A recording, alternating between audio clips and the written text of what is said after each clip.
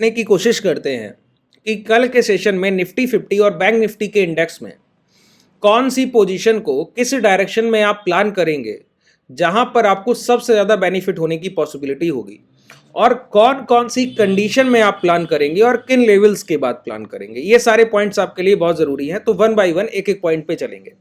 सबसे पहला काम हमारे लिए ज़रूरी होता है, जब भी हम किसी प्राइस को चार्ट पर देखने की कोशिश करें तो उसके लिए जो पहला काम करते हैं वो एक मैपिंग कि क्या स्ट्रक्चर है रिसेंट टाइम फ्रेम पे, उसको देखने की कोशिश करते हैं। इसके लिए सबसे पहले हम लोगों ने क्या किया, निफ्टी 50 के आवरली टाइम फ्रेम पर हम लोग शिफ्ट हुए।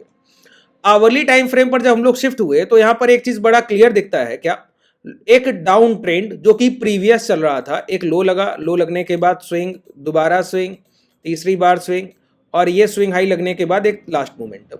जब ये लास्ट मोमेंटम मिला तो यहां पर एम फॉर्मेशन, ये डब्ल्यू फॉर्मेशन बनने के बाद ये हाई ब्रेक हुए और स्विंग हाई का ब्रेकआउट करने गए। सर अभी रिसेंटली जहां हम ट्रेड कर रहे हैं वहां तक की प्राइस एक्शन की बात है। तो जब 26,300 के आसपास से 270 से गिरावट की शुरुआत हुई तो हम लोगों ने जो लो लगा दिए वो लगा दिए 23,300।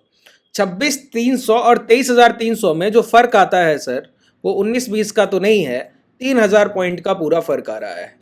ये 3,000 पॉइंट की जो आपने डायरेक्शनल गिरावट देखी है ना, वन साइडेड मोमेंटम, इसके बाद प्राइस ने क्या किया, अब ये लोअर लोज के फॉर्मेशन है और लोअर लोज का फॉर्मेशन एक वीकर प्राइस एक्शन, कमजोर भाव जिसको आप बोलते हैं।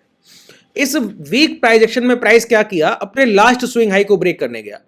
दो बातें इस बाजार में हमेशा ध्यान रखिएगा, जब भी प्राइस गिरावट के मोमेंटम में होगा, डाउन ट्रेंड में होगा, तो बायर्स के सेटअप ट्रैप करते हुए गिरता है।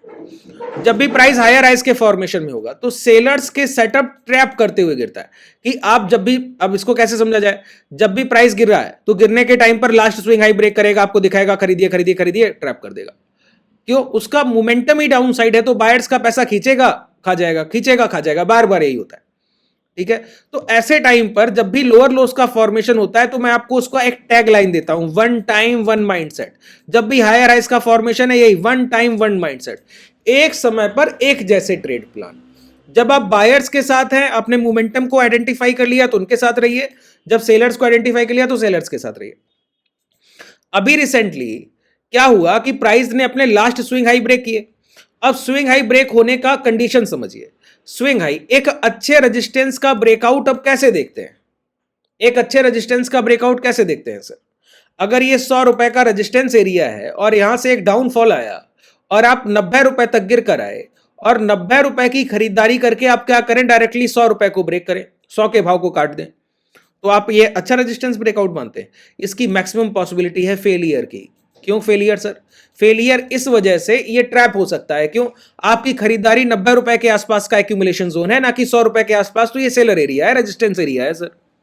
आप डायरेक्टली जाकर निचले स्तर की खरीदारी के इंपैक्ट से एक सेलर के पूरे रेंज को काट देना चाहते हैं, ये मुश्किल काम है ना सर। तो इसकी ट्रैपिंग की सबसे ज्यादा पॉसिबिलिटी। अच्छा, एक अच्छा ब्रेकआउट क्या होगा कि रिटेस्ट कीजिए, इसके नीचे रुके रहिए, अपनी क्षमता को बढ़ाइए, एबिलिटी यानी कि एक्यूमुलेशन कीजिए, फिर खरीदारी करके ब्रेकआउट कीजिए। अब ये प्राइस क्या कर रहा है, देखिए बिल्कुल उलट, ये आपके लास्ट स्विंग हाई है और आप लास्ट स्विंग हाई का कितना बड़ा डिसरिस्पेक्ट करते हैं जब आप 53,300 से लौटे और डायरेक्टली आप 24,500 के ब्रेकआउट करने लगे। सोचिए, 53,300 से, सॉरी 23,300 से 24,500, 1200 पॉइंट की डायरेक्शनल ट्रेड और उसके बाद डायरेक्टली ब्रेकआउट। आपका एक्यूमुलेशन रेंज ये है ना कि ये, तो ऐसे टाइम पर क्या होता है सर, ऐसे टाइम पर आपको ब्रेकआउट दिखाया जाता है। मैंने आपको बताया ना, सेलर्स जब डाउन साइड मोमेंटम है, जब प्रीवियस ट्रेंड लोअर लोज का है और ऐसे मोमेंटम के बाद आपको खरीदारी कराई जा रही हो, अब खरीदिएगा नहीं खरीदिएगा, वेट एंड वॉच। क्यों, आपको पता है कि ये आपके लिए जाल बिछाया जा रहा है, बायर्स के लिए जाल बिछाया जा रहा है।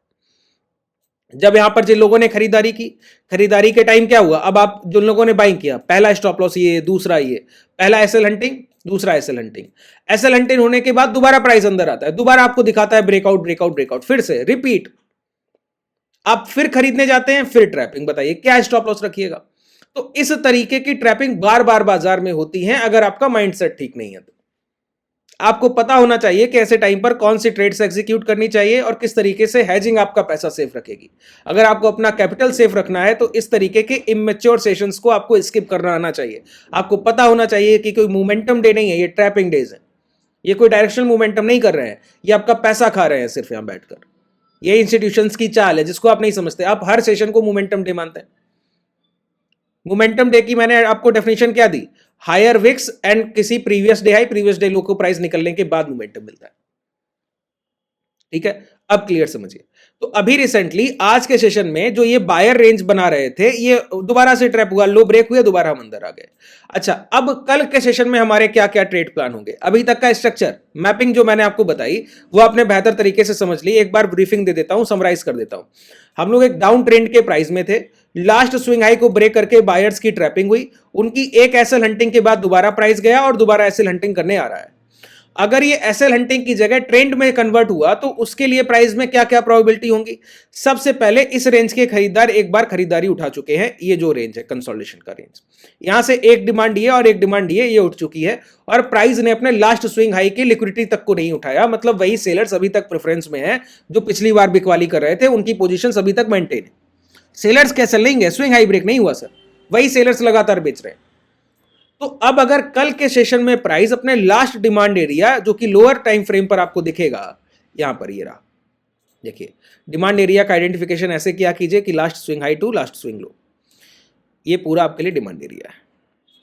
ये पूरा जो रेंज है ये आपके लिए डिमांड एरिया है, 24,200 से 24,364। हालांकि प्राइस में इतना वेट नहीं करना होता है। जब भी प्राइस इस 24,300 के अंदर आने लगेगा तो समझ जाइएगा कि ये डिमांड अब खतरे में है, काटी जाएगी।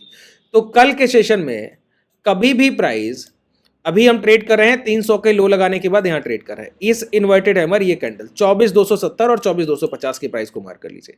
अगर इस रेंज के अंदर 15 मिनट की कैंडल और 25 मिनट या 30 मिनट की कोई कैंडल क्लोज करती है, उस कैंडल के लो मार्क करेंगे, प्राइस रिटेस्ट करने के बाद लो ब्रेक कर दे तो शॉर्ट कर देंगे। और उस टाइम पर बाजार में फियर मेंटेन रहना चाहिए। फियर मतलब डर। अगर डर नहीं है तो शॉर्ट करने का कोई मतलब नहीं। डर का मतलब क्या है? पॉजिटिव विक्स, जैसे आज का विक्स पॉजिटिव विक्स, ठीक है, प्रीवियस डे लो निकाल रहा है, विक्स का पहला कैंडल जो है वो पॉजिटिव विक्स, राइडिंग विक्स है, लगातार चढ़ते हुए ऊपर जा रहा है। तो ऐसे टाइम पर हम शॉर्ट्स की पोजीशन को ट्रेड करते हैं और मोमेंटम के लिए ये बिगर बॉडी साइज कैंडल जो हमको डायरेक्शनल ट्रेंड स्ट्रांग देती है। ठीक है, तो कल के सेशन के लिए पहला ट्रेड प्लान जो आपका है वो डाउन साइड है। डाउन साइड क्या कि अगर 24,250 के नीचे की क्लोजिंग मिलने लगी 15 या 30 मिनट के टाइम फ्रेम की, एक कैंडल क्लोज होने देंगे, उस कैंडल के ब्रेकडाउन जब होने लगे तो शॉर्ट के लिए जाएंगे। और उसकी एक शर्त है कि विक्स का राइजिंग होना, पॉजिटिव होना बहुत जरूरी है कि बढ़ते हुए क्रम में विक्स ऊपर जा रहा हो। 1% है तो 2, 3, 4, 5% की तरफ बढ़े, 3% है तो 4-5% की तरफ बढ़े, 5% है तो 6-7% हो जाए। इस तरीके से चलना चाहिए। राइजिंग विक्स में हम लोग शॉर्ट करेंगे। दूसरी बात, लॉन्ग की पोजीशंस को हम तब तक ट्रेड नहीं करेंगे जब तक प्राइस दोबारा लौटकर बायर्स रेंज में ना आ जाए। बायर्स रेंज क्या है? 24,500 सर, 550 के आसपास, नियर अबाउट। अब इस रेंज के ऊपर, जैसे आज के डिहाई आप रफली मान सकते हैं 24,550 का रेंज है, 24,550 के ऊपर जब तक प्राइस नहीं आता तब तक आप लॉन्ग नहीं करेंगे। और शॉर्ट आप कब करेंगे? 24,250 के बाद। ये दो लेवल आपके लिए इंपॉर्टेंट हो गए। अच्छा, अब ये 24,550 और 250, ये तो सर 300 पॉइंट का रेंज है। हाँ, ये जो आपका 250 से 350, 450, 550, ये जो पूरा रेंज है ना, ये सेलर रेंज है। सेलर रेंज समझते हैं कि इस रेंज में आपको सिर्फ सपोर्ट और रेजिस्टेंस के रिस्पेक्टिव में ट्रेड करना होगा। वो तब अगर विक्स आपका नेगेटिव ट्रेड कर रहा है और प्राइस की पहली कैंडल एक बनने के बाद प्राइस में फिर कैंडल्स के साइज छोटे हो जाएं, बॉडी पार्ट ना के बराबर दिखने लगे 5 मिनट के टाइम फ्रेम पर, 10 मिनट के टाइम फ्रेम पे, तो समझ लीजिएगा अब बाजार जो है प्रीवियस डे हाई और प्रीवियस डे लो की रेंज में फंस गया है। अब सिर्फ नियर बाई सपोर्ट एरिया और रेजिस्टेंस एरिया जो इंट्राडे में बने वो और जो आज के सेशन में बन गए वो, इन दो सेशंस पे आपको काम करना है। अगर आप एग्रेसिव अप्रोच की बात करेंगे तो मैं आपको बोलूंगा ये हाई मार्क करके बैठिएगा, 24,480, लगभग 24,500 के आसपास ये भी रेंज आ रही है। इसके पहले तो लॉन्ग करना ही नहीं, लॉन्ग के लिए जाना ही नहीं। अगर प्राइस यहां पे जाके कोई मोमेंटम दे तो शॉर्ट करने की सोचिएगा, लॉन्ग करने की नहीं। अगर विक्स पॉजिटिव है तो कंफर्मेशन के साथ शॉर्ट करने की सोचिएगा। अगर ये लो भी निकलने लगे 24,200 के और इसके नीचे की क्लोजिंग मिलने लगी, फिर प्राइस का मोमेंटम डाउन साइड बहुत एग्रेसिव हो सकता है। इस बात को ध्यान रखिए।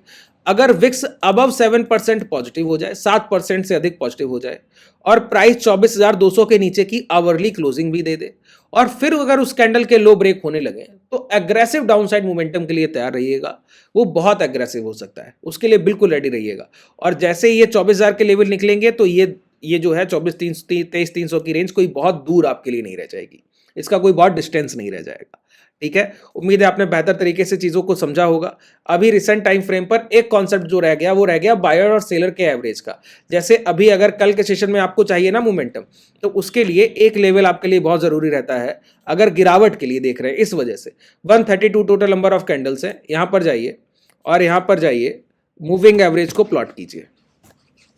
मूविंग एवरेज प्लॉट करने के बाद कितनी कैंडल्स, 132 कैंडल का औसत लगाइए अवर्ली टाइम फ्रेम पर और ये देखिए कि किस लेवल के पास आ रहा है सर, ये देख पा रहे हैं। तो यहां पर ये ब्रेकडाउन जो है ये बहुत जरूरी हो गया कि प्राइस आए, रिटेस्ट करे और अगर दोबारा इसके नीचे लौट कर कोई इंपैक्ट लो लगा अगर यहां पर और वो ब्रेक हो गया तो वहां से मोमेंटम एग्रेसिव हो सकते हैं, क्योंकि इन खरीदारों के औसत भाव को काटता हुआ प्राइस है जो अभी तक नहीं काटा गया और ये सेलर को ट्रैप करने के, बायर्स की ट्रैप करने के बाद हो रहा है। जो खरीदार यहाँ खरीद कर बैठे उनके बाद ये बायर्स ट्रैपिंग हो गई नियर बाय रेजिस्टेंस, वहां के बाद हो रहा है। तो इसके बाद मोमेंटम बहुत एग्रेसिव हो सकते हैं। तो बहुत ध्यान से कल का सेशन ट्रेड कीजिएगा। अगर एग्रेसिव मोमेंटम हो, वॉलेटाइल रहे बाजार, तो उसके अकॉर्डिंग अच्छे एटीएम हाई को यूज कीजिएगा। आज मैंने 21 और 6 के सेशन भी किए थे, कल एक सेशन दोपहर में भी करूंगा, उसको बहुत ध्यान से देखिएगा। आपको समझ आएगा कि ये चीजें कितना अच्छे आपको एग्जीक्यूशन, जैसे प्राइस एक्शन से आपका इंटेंट बनता है कि आपको कल ट्रेड क्या करना है, और एटीएमआ और 21 और 6 आपको बताते हैं परफेक्ट एग्जीक्यूशन प्राइस कि कहां पर शॉर्ट कीजिए, किस भाव पर ट्रेड लेना है, किस भाव पर बेचना है या किस भाव पर खरीदना है। वो आपको एटीएमआ लो और 21 और 6 के मूविंग एवरेज का कॉम्बिनेशन। ठीक है, उम्मीद है आपने बेहतर तरीके से चीजों को समझा होगा।